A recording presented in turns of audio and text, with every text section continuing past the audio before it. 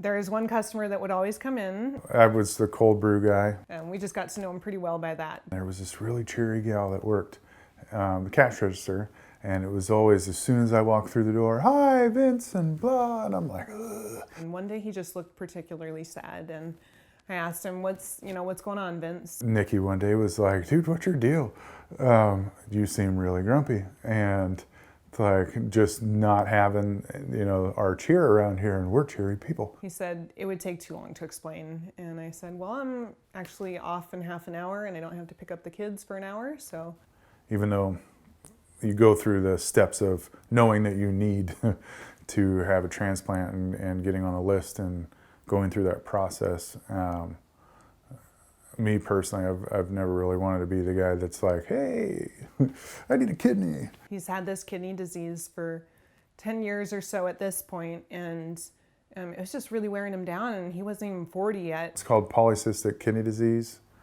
It's a hereditary thing on your mom's side.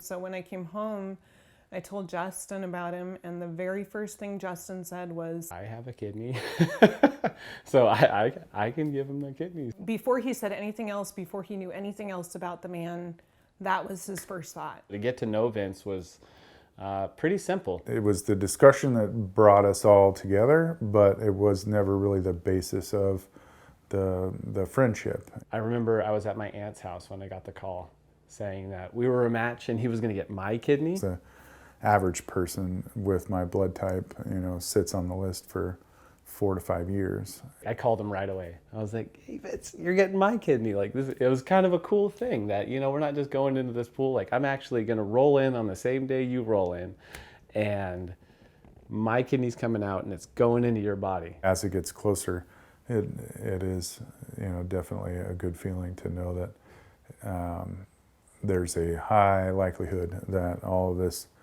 annoyance and pain and suffering is going to stop. Organ donation was either something I never really thought about or was kind of like standoffish about. I don't know what his inspiration was or what really went through his mind, but I really think it might have gone back to his military experience. Us both being in the military, I think it makes day-to-day conversation easier. There's just that baseline of trust. At the base level, it's brother.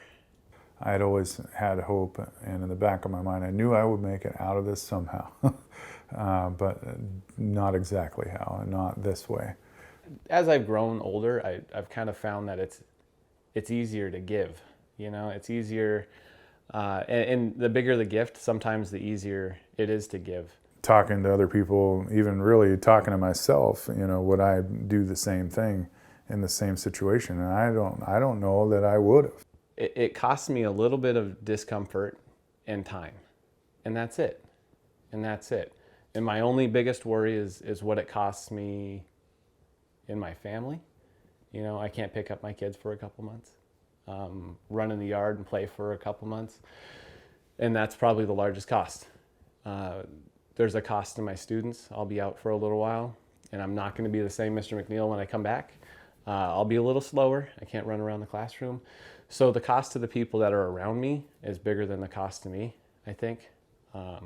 But in the end, it really is a life or death question. And so it makes it a non-question.